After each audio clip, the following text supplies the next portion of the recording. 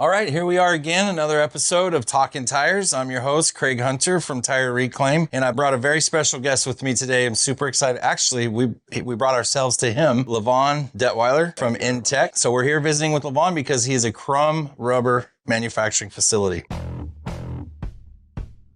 Welcome to Talkin Tires, the podcast that delves deep into the world of tires. Join us as we explore everything from the science behind the manufacturing to the latest innovations in tire recycling. Our aim is to provide you with a comprehensive understanding of tires, including how they work, how to maintain them, and how to dispose of them responsibly. Whether you're a seasoned mechanic, curious car enthusiast, or an avid recycler, Talkin Tires is the perfect podcast for anyone who wants to learn about the essential component of the modern vehicle and heavy equipment. So buckle up and join us for an informative and engaging journey into the world of tires. As you know, as a listener of Talkin Tires, everything we can learn more about the industry, we do a little bit better to make the industry stronger in the recycling or manufacturing, whatever makes it easier for people to get tires, own tires, and dispose of tires properly. So, Lavon, I noticed that the company started in 1991. Was that originally your date of start? That was actually the machinery building side. Okay. I think it was 1990 or 1991. We bought that side of the business in 2007. Okay. Entech actually started as a tire recycling company before we got into machinery, before we had the machinery division. In 1995. Okay. Is when the name Entech was incorporated. Oh, so that's great. 1995. Okay, so 1995, and Lamar at Jomar was already making machines. Yes, I met Lamar probably in my first week in business because I needed some machinery, and somebody that knew their company that knew they had just gotten started a few years before and were looking for work told me about them. And so I looked Lamar up, and we've been working closely together ever since then. So it's been a great relationship. So at that time, were you collecting tires? Did you have a collection service, going to tire shops and the whole bit? Yes. And how did that? Yes, we started out collecting tires. So how did that? So real quick, how did that start about? Where did you come from? A tire company or industry, and then saw a need? Kind of the way everybody gets into this industry by accident. I started out as a chemist in a first-tier automotive supplier in northern Indiana, and we were supplying Honda, Toyota, Ford with weather stripping, and got on a recycling task force. This would have been early 90s when factories were starting to talk about keeping stuff out of the landfills, and really had a good time with that. Spent about 4 years there, and along with another friend from that company, went out and started a tire recycling company. We kind of had done some investigation and found that industrial rubber recycling would be kind of a challenge because to get a large amount of a certain type of material to one location, just because of the way that industry is set up, would be challenging, hard to scale. Tires, on the other hand, were still, tire recycling was still in its infancy at that point, and so we decided to go with that. And you could see them everywhere. You could see them everywhere. Very visible. At that point, there were still lots of piles all over the country. That was very common to have tire fires. They were on the news all the time back in those days, and so that's how I got into it. So we're still seeing some of that in the West. We see a lot of junk tire piles, guys that go and collect fees to pick up tires, but then end up putting them somewhere that nobody even knew about. And then where did he go? And now we have some cleanup efforts and things like that. So again, I still want to be back in that time frame. So what would you say your driving force in that scenario was? Were you trying to fix a need that you saw? Were you trying to, and it's okay, enrich yourself? Maybe you saw an opportunity there? Yeah. Probably the way a lot of companies get started. You want to have your own company. You want to do your own thing, and I think that was probably a lot of the motivating force. I like the idea of being in a recycling type of work. that felt good, to do something like that. Why do you think that is?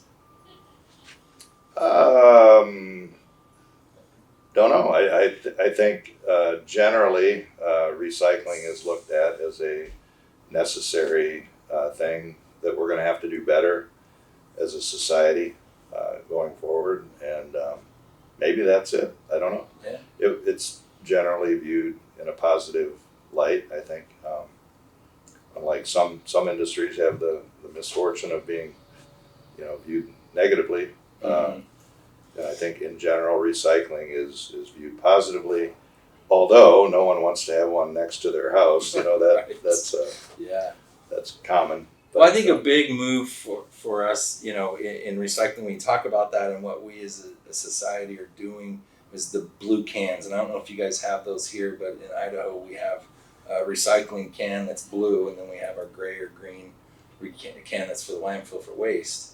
And we pay for that service. So we pay an additional to our garbage bill to have this bin there to recycle. Mm-hmm. So people seeing that there's a benefit to recycling, so much so that they'll do it with their pocketbook. Mm-hmm. It's a big leap, I think, in recycling and just the overall mindset of recycling things. So having said that, when someone that I'm working with and they're, maybe we're making tire rubber or crumb rubber or things like that, and we're handling their service and they're talking about pricing, and they immediately go to, well, if you start recycling this, then you're going to be able to lower my price, right? And that's a dangerous conversation, obviously, and we have that conversation about tires and tire recycling. But I think about that, there is something in our being that you can look at something and go, repurposing or reusing or recycling this is better than just throwing it in the trash or wasting it. And I think that's been a mindset that's been growing and getting stronger and stronger. So I don't want to get off the topic too far. So then I'd say let's flash to, would you say 2007 when you did the when purchase? We got into machinery? Yeah. Yeah.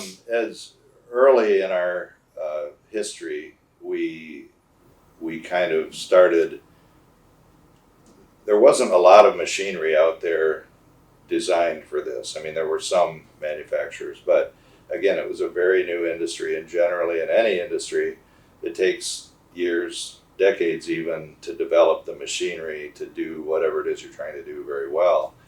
And so the industry was just getting started. We saw a lot of need for improvements to the machinery, and so we started tinkering with this and changing that. And you liked Lamar? And you guys worked well Lamar together? And his brothers and his dad were great to work with. And so they kind of would open up their shop and do whatever we needed, even gave me access to it on the weekends to tinker around or fix something that had broken. And you as well, and Lamar, everybody's been very open to us, which I thank you for that. By Jomar, just so you know, that's where we're buying our crumb rubber facility, is through Jomar Manufacturing, which Lavon owns as well, as we're talking about.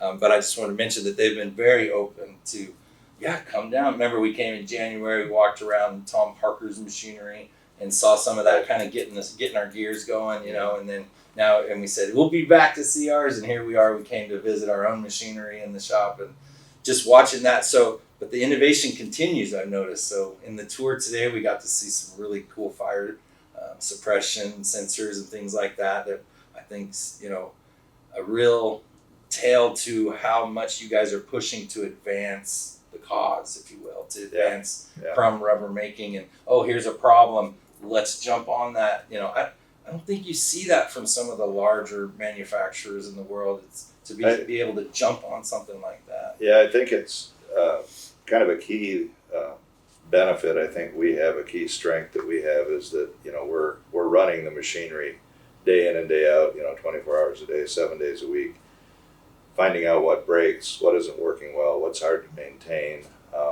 and then we have immediate feedback, to the manufacturing facility where they can quickly. Yeah, and he mentioned that today. Yeah, he mentioned that. He says, it makes it a lot easier for us to try new things and to test market as well as get feedback when it's just right up the road and my boss owns the plant is what he said. So that's kind of lines up. So they'll come up with a new design. The engineers down there will come up the new design, bring it up here. I think, that thing you're talking about was just installed for the first time yesterday. The newest version. We'll run that through the weekend. By Monday, they'll have feedback. This needs to be changed. Hey, this is working great. Great job, That's guys. fantastic, right? That kind of stuff. That's great. Typically doesn't happen. That feedback loop. The number of iterations that you can do in a short period of time is greatly increased when you have that kind of a feedback loop, and so advancements can take place more quickly. And so that's what I don't want to say it was an accident, but we probably never realized the benefits. Those of us, me and my partners from the early days, didn't. We knew that building that relationship with Jomar was going to be valuable. We didn't quite comprehend how valuable that would be. Oh, that's interesting. That, the person building the equipment is probably the foundation, I would say, to the business being able to perform. And those guys seem to be, if not perfect, really close to perfection. Your shop floor's spotless. Everything itemized, everything in its right spot. And when we come as a visit, that's a huge impact on us. We're spending money. We want to make sure that we're spending it with the right companies. When we show up at your facility, it's like a hospital room floor in there, and robotics and, just all these different things that you're doing to really innovate. And we like to be a part of that kind of thing. Well, I appreciate all that. We try real hard. We got a lot of people down there that love machinery and love building stuff, So there's some great successes. Any struggles through those years? Obviously, there was some tough times. I think nothing but anything struggles, stands out? Seems like, maybe so many struggles that none of them stand out, right? Yeah. How about early on? How about initially? Yeah, early on. It was a literally week to week survival thing. There weren't markets developed for the end products yet. Is that you there were on the a lot phone? Are you calling those? Oh yeah, customers? back then it was. I had in those days 3 or 4 partners, and some were at work every day. Others had other jobs, and they were just supporting us. A lot of times there wasn't money for a paycheck. Many of those first few years, there was not enough money to go around, so you always tried to pay your electric bill and your payroll first, and usually there wasn't enough left to cover everybody. Myself and my partners in the early days. Some financial struggles. Some financial struggles. Outbound product struggles.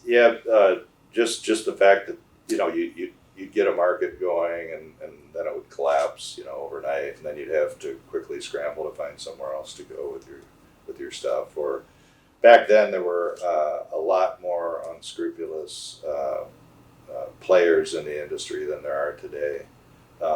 It was kind of a generally accepted thing that that you were competing against a lot of unsavory characters out there, and I think anyone in the industry in those early days that still is here would say that same thing. So there were those kind of struggles, and then the larger macroeconomic struggles. The period from 2008 to 2011 was a very difficult time for us because of the region we're in as a large. Were you already in this building at that time? No, we were still at our other facility in Michigan at that time. We didn't move here to this facility until 2012. This facility, incidentally, became available because of the economic downturn. This, as I was saying, is a large manufactured housing and RV center for North America, and so that's typically kind of an up and down kind of industry. Yeah, there's a lot of them parked out here right now. Yeah, although recently it's become less so, but back in those days it was very very much you'd have a downturn every few years, and that economic crisis of 8, 9, 10, that period hit the RV industry very very hard and very suddenly, so that made this building available, and so we were able to get this. Now, you mean this property. one literally we're in now, or the one next to it? The big one? This whole property. Oh, the which whole is thing was 40 all- acres, okay. and at that time it had 160,000 square feet or so. That all became available as a result of that downturn. So, there was a silver lining, I Yeah, guess. you had to weigh it out, right? there. Which one was it? So we were able to move here in 2012, and that has been a really big thing for us. It gave us more space to operate, and we quickly filled it up, and now need more space. So that was a difficult time. We barely survived that period because it probably at its core was a banking crisis. What kind of products were you making at that time? Was TDF?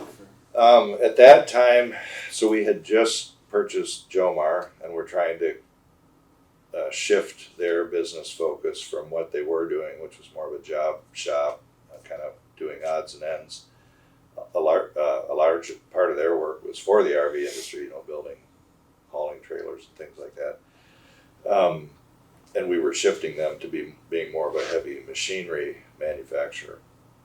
So we still weren't at the place where they were making money yet. And so, our bank wanted us to stop doing that, and we saw that as crucial to our future. So we didn't want to stop building machinery. And So that's that future thinking you were talking to Brett and I about earlier. It's like, if this is a 3-year plan, it's probably not the best to get into, but thinking 10 and 20 years that would have down been the line. case with that purchase as well. Right. You weren't going to see a great return. You don't learn to do that kind of stuff in 3 years. Well, I love guys that give advice that they've already lived or that they would do themselves. Yeah, so I can see that for sure. Had we had a 3 to 5 year mindset, we never would have made that purchase. We never would have done many of the things that we've done over the past, almost 3 decades that we've been in this now.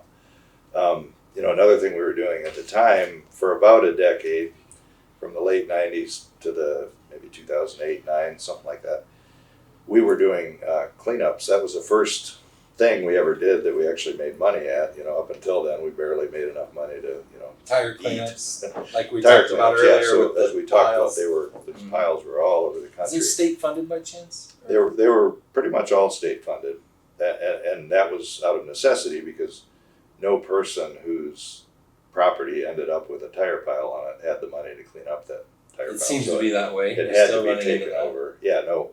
Yeah. So was that a tax, or do you remember?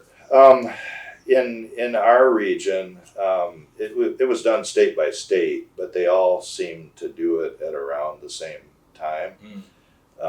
In our region, there was a tax put in place, I think it was in the early 90s, maybe mid 90s, so that they could staff a regulatory force to go around and say, you can't do this with tires. You can't just take them and make a giant mountain out of these tires. Right. That's illegal.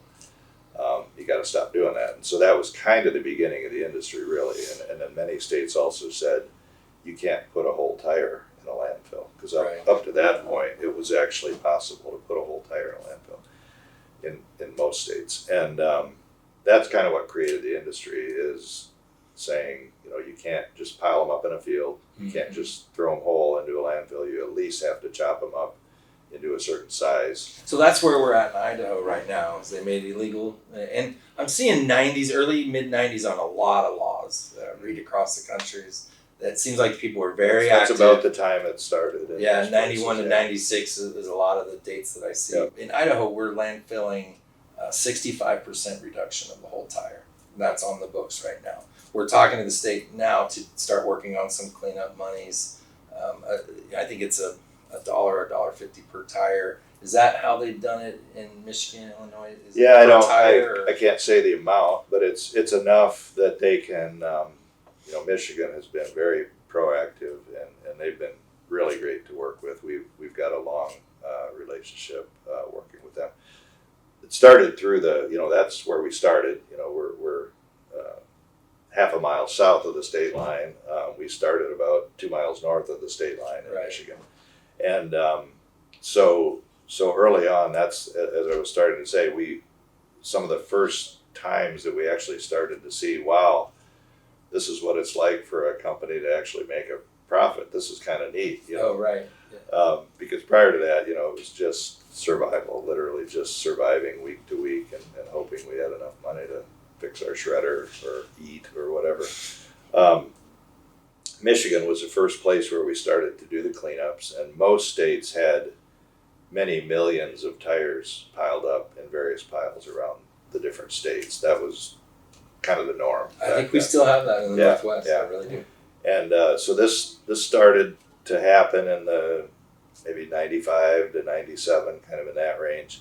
At first, we just, you know, we would go out and bid, you know, at the state level to clean up this piles, so many dollars per ton typically, or sometimes it was per tire. Were you fielding those calls, or did you have somewhere to go and find out where the cleanup sites were to bid? Because they had just regulatory being in that department. world, it's a pretty small world, yeah. so you just knew about that. You had, it was pretty well publicized, but there were only ever, you know, 5 players in any given state, you know, that was doing this kind of work. So we would bid, you know, sometimes get the bids, sometimes not. When we did, you know, we would send a trailer out. I mean, I remember at times we loaded them by hand. You know, we'd wade out into that pile of tires and pick them up, you know, full of water and who knows what else, and load up the tires. As time went on, we were able to get, you know, skid loaders and excavators and open top trailers and various things. As we started to get more bids, and we kept, you know, we'd always try to do a really good job so that we'd have a good reputation and win more jobs that way. We started to think, wow, you know, if we started to get farther away from our plant, you know, we were eating up all of our earnings or, you know, revenue in transportation costs.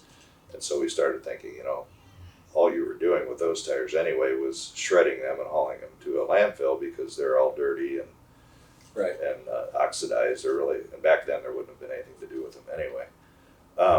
So we thought, why don't we shred and go to the nearest landfill right on site? You know, to do that, we'd have to build a That's where my head went. shredder. Yeah. And so sitting out there on an excavator, you start thinking, man, if I didn't have to haul this load 6 hours south, shred it, and then haul it to a landfill down with there. all that airspace. Yeah. We would actually have a much better profit, or we could bid lower and get more of the jobs. So with Jomar, you know, we decided we can take our shredder, you know, we had a Barclay at the time.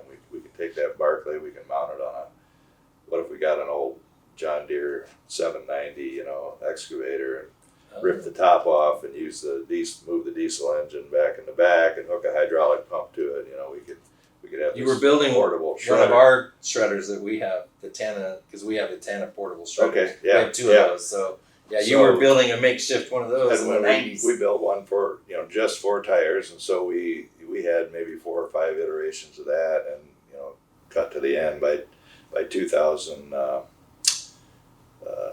I think we had 3 cleanups going at the same time. This was in the, you know, that low point, the financial crisis. Yep. So we had a lot going on.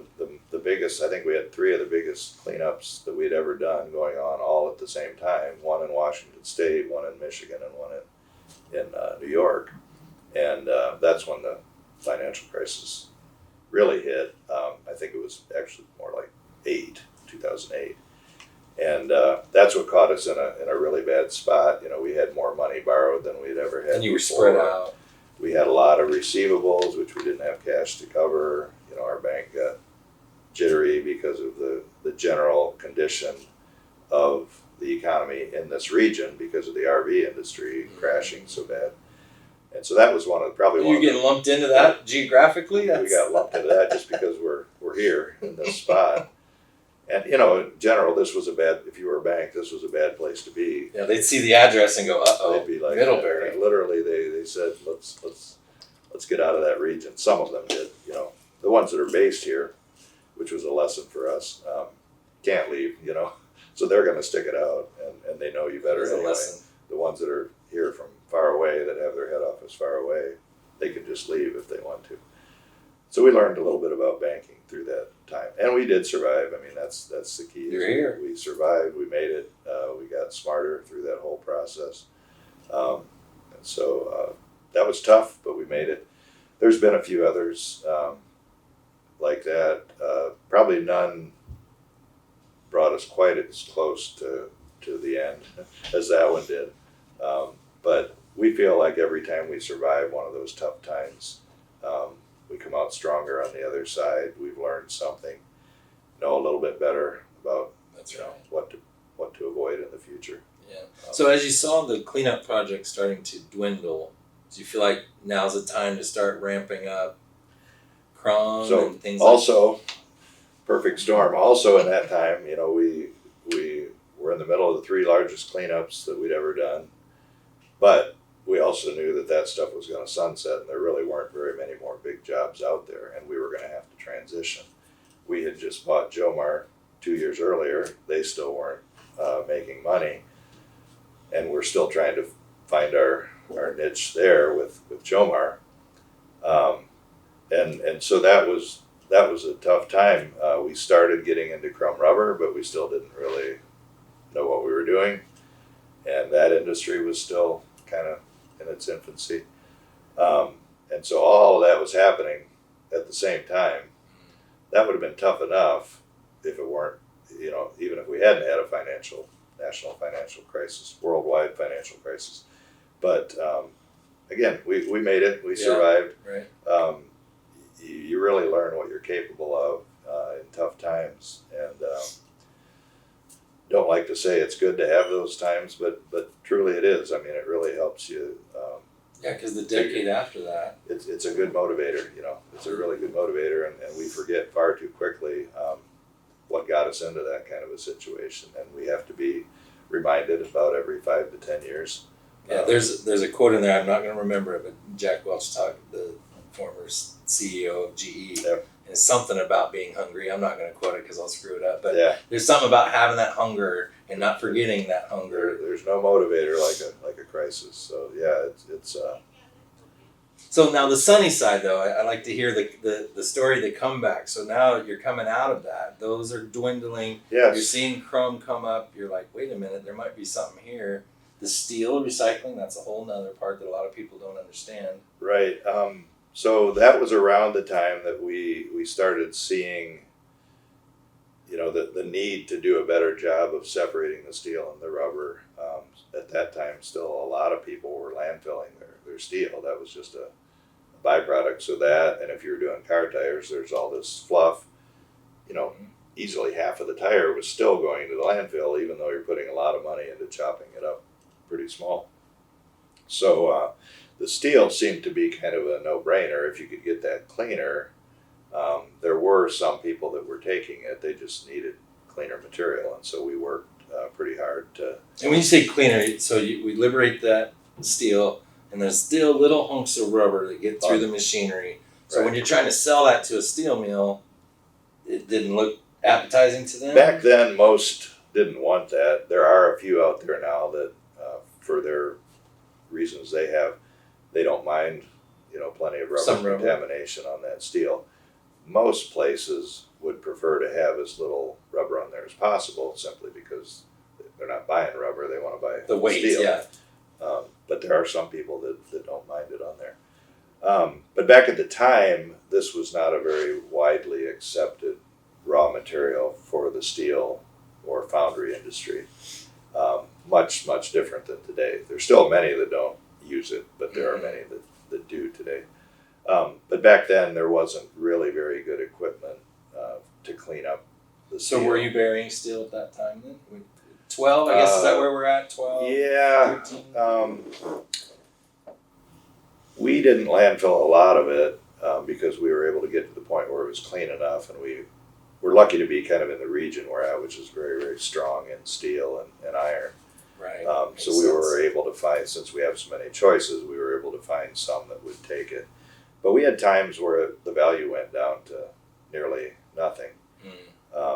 And so, again, we saw that as a need. So, and then kilns, you had TDF coming off the line at that time? Yeah, that was still our biggest use for the raw material, but for the rubber portion coming off of our tires. For many, many years, that was the main thing that we did. It never paid very well by the time we got done paying the trucking. But it always was a better outlet. Sometimes it feels like you're taking pocket money Yeah, out of one right, pocket and right, put it in the other. Right, exactly. Yeah. But it has been a very necessary part of the growth of the tire recycling industry over the last 30 years. I don't think anyone thought that was the ultimate use of a tire. Somewhere down the road, we figured there would be better uses for it than simply getting the BTU value out of it. But it'll be a necessary part of the industry. There's for a while word yet. that just popped in my head that I had never heard you use. It's pyrolysis. What is it about that industry that's had such a hard time in the tire recycling? I really can't speak knowledgeably about that. I watch from the outside, and I've seen an awful lot of money spent on it. Maybe the technology that's going to be profitable is right around the corner. Maybe it's already here. Maybe somebody's using it. I don't think there's anything else, any other part of the industry where more money has been spent over the last couple decades. Right, and that's kind of what I was. But I really can't speak knowledgeably. I just don't know much about it. We're trying to learn more. We're trying to keep an eye on it because we're a big enough player in the industry now that we need to be aware of what's happening out there. But I hope somebody makes a breakthrough All at of it some would point. be great, right? Yeah, It's Europe. I'm just back from a couple conferences there. the tire over the technology past 6 conference. There was one in Brussels, and then actually there's one coming up more related to recycled carbon black in Spain in a couple months, which we'll have representatives there. My business partner is actually going to go to that. I think it's about 6 weeks from now. So we're trying. We're making an effort to stay, to know the people that are working in that area. There's an awful lot of money being spent in Europe right now on that. That seems to be, for whatever reason I can't say, but that seems to be their focus.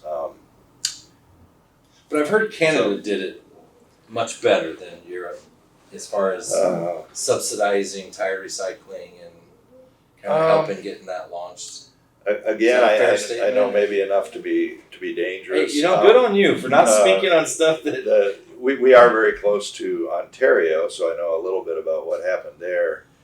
And they were heavily subsidizing the industry, if you go back 10, 15 years. And at that time, we were getting into crumb rubber, and I didn't like the heavy subsidies because it allowed them to make crumb rubber and ship it right into our backyard and sell it cheaper than what we could. What ended up happening, which doesn't always happen when government throws a lot of money at something, but in that case, there's three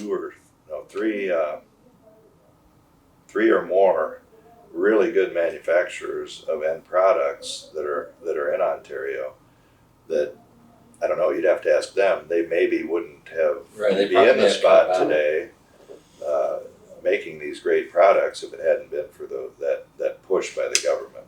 So sometimes that works, sometimes it doesn't. Well, a lot of things when I read on most recycling, it seems like it really gets started in Europe, and then the technology start kind of, or at least the mindset starts. Maybe Australia, you see a lot of stuff going on in Australia that way, and then America starts, letting them. I think it's just, I think that happens with some products. I mean, other things happen. They start right here in North America.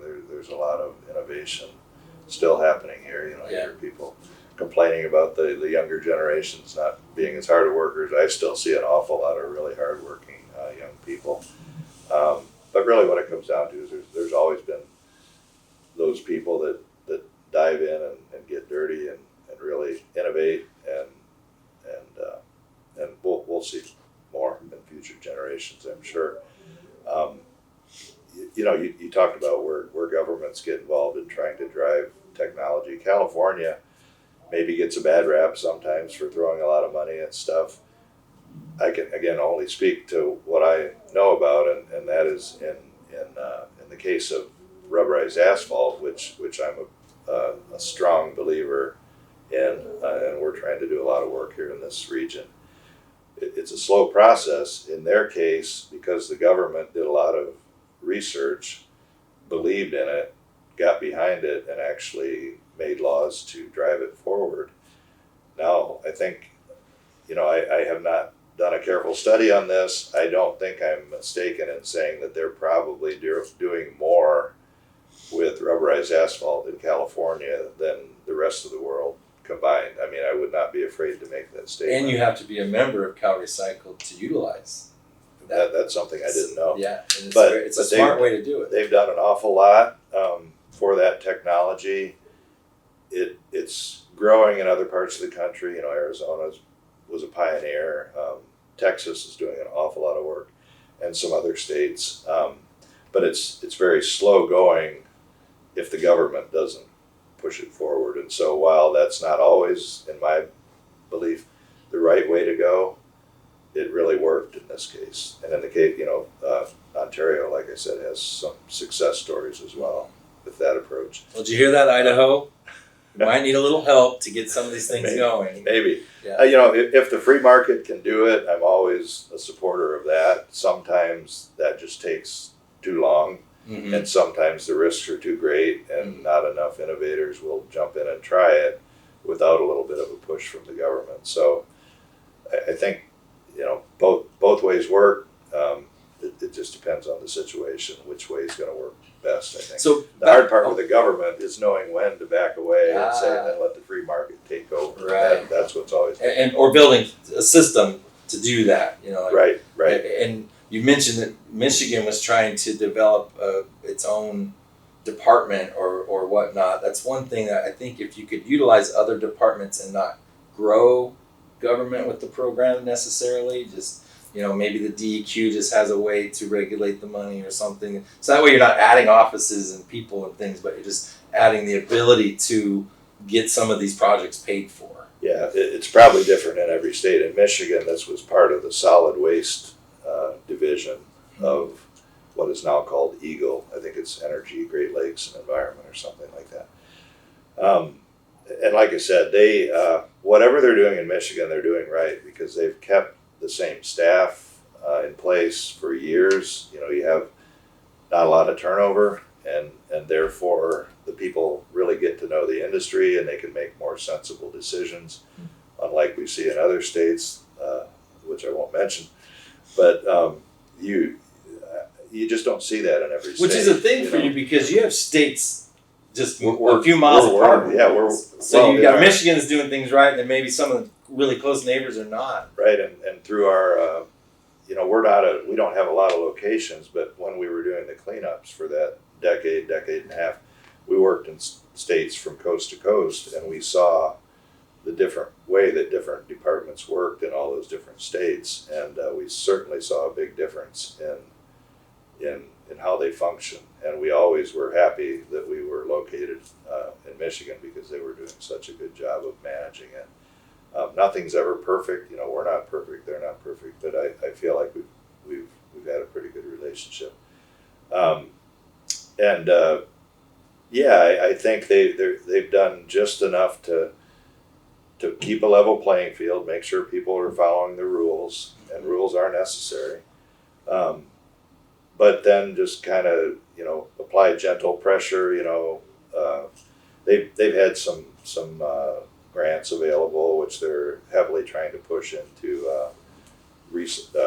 rubberized asphalt applications now. Great. Because they see that as being, in my view, if any state, what states could do is really push that, because that's not showing real favoritism to some other widget that somebody's building out of recycled tires, because what is it that fixes all the roads in every state and every municipality across North America? It's tax money. Mm-hmm. So why not use their tax money as an incentive? It's tax money that's going to pay for that road anyway. Use that same tax money to incentivize the use of recycled products. And it may start as research and development. You're spending money in the beginning. That's how it starts. And really in that area, there's enough research and development that has happened. There's really not a need for a lot more of that. It'd be more how to tool your state just getting people to start trying it. So they got to incentivize contractors or counties or whatever to try this really great product. And everything requires somebody to change what they're doing and change machinery or whatever. And that's kind of the hurdle that we have to get over now. It's not a question of, is this stuff usable in roads? It's one of the best uses for this. Yeah, we're past material. that. Yeah, we're way past that. There's been so many years of research. In fact, a conference I was at last spring that came up. It was a rubberized asphalt conference in southern Spain. Mostly European people there, but there were a lot of Asian and North American people there as well. And people were kind of lamenting the fact that how many years have we been coming to these conferences and we're still talking about research. We all know we don't need more research. It's proven beyond any shadow of a doubt that it works fantastically. It's just that we have to get contractors. How do you get over that hurdle of getting counties or states? Well, it's cost benefit, right? Yeah. But there's all kinds of challenges that we probably don't have enough time to. That's a podcast all in itself. But You're on. Okay, we'll do it sometime. But there's just challenges. There might be somebody at a state DOT, for example, that came out of some university where they did that for a dissertation, and they really want to push this. So they get a test done, and they get some money allocated, and they incentivize some 50 miles of road or whatever. Well, it takes 3, 4, 5 years before you really know how this road performed. Mm-hmm. Might take 2 or 3 years to actually get it down. Well, by that time, this person has moved on to another state. The person coming after them may or may not be interested in that technology, and now it falls apart. And so that's the challenge, and that's where I think maybe California recognized that if they didn't want this to take 40 years, they had to actually, this is one of the areas where they're going to have to actually make laws pushing it forward. They believed in it. There was plenty of research. And they just decided they'd have to push it. Again, I'm not advocating for that in every state. I think they were kind of the pioneer. We can lean population wise, they have a lot of tires. Yeah. Like they had to do something, I would think. Right. Yeah. Right. They would be in this bad situation. So I think in their case, in my opinion, that was a good move. I don't necessarily believe that every state has to do that. I think we can take their example, learn a lot from it, right, and just apply that technology in other states. And again, like I said, it's not only California. There's other ones that are doing a really great job. I feel good about the progress we've made in Michigan, and we've done a little bit in Indiana, and I know there's a lot of stuff happening in Illinois. And some other states. You're touching Idaho too, because through learning more from you guys and going out and doing what we're going to do. We're at the State House. We're having the conversations now. I hired a lobbyist to kind of figure out, which way to go to kind of get some of these things set up. So you're doing it, more just in your area. Yeah, and that's I think the goal.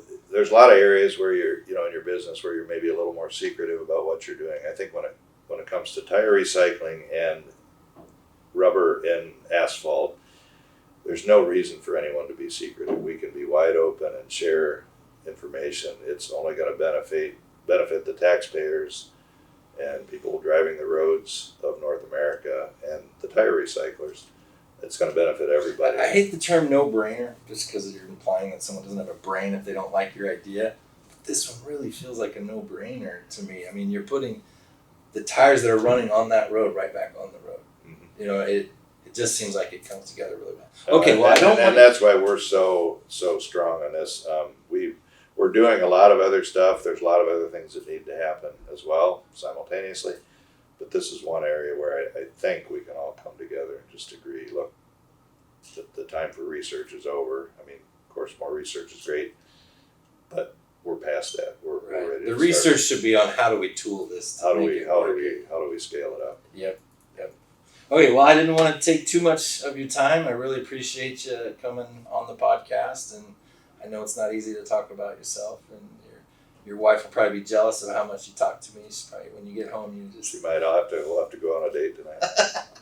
That's great. All right, well, thank you very much, and we'll see you on the next podcast. Okay. You've already committed to that, right? I guess I did. All right. Thank you. Thank you.